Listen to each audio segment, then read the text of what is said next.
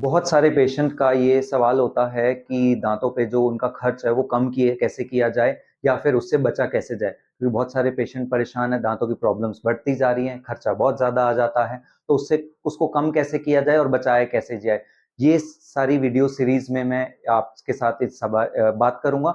आइए हम सबसे पहले बात करते हैं कि कैविटीज कैसे लगती हैं और कैसे हमें अपने खर्चे को उससे बचाना है।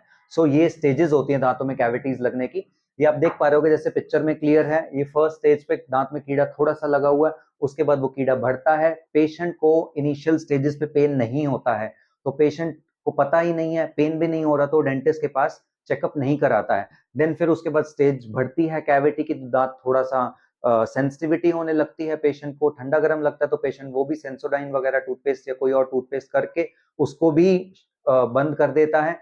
जब पेशेंट को कैविटी और बढ़ती है तो दांत टूटता है, झड़ता है, तब जाके पेशेंट को पता चलता है हाँ मेरे दांत में कुछ प्रॉब्लम है। कई पेशेंट को दर्द बहुत ज्यादा होता है, तो उस स्टेज पे पेशेंट हमारे पास ट्रीटमेंट के लिए आता है।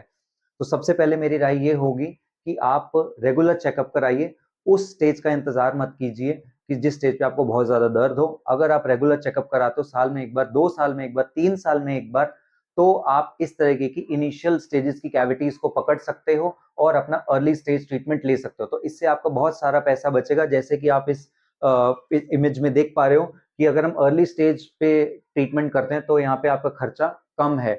जैसे जैसे आपका डैमेज बढ़ता जाएगा यहाँ पे, और खर्चा आपका उसी तरीके से बढ़ता चला जाएगा।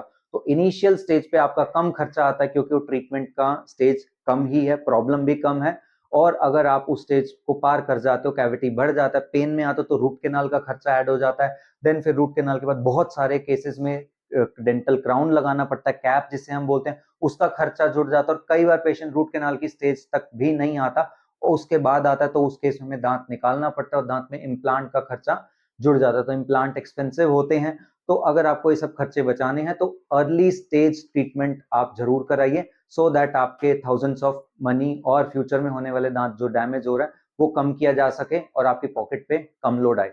आई होप आपको कुछ क्लैरिटी मिली होगी। मिलते हैं कुछ अगली वीडियोस में और टिप्स के साथ, सो दैट आपका अपने दांतों पे खर्च होने वाला पैसा वो कम किया जा सके। Thank you.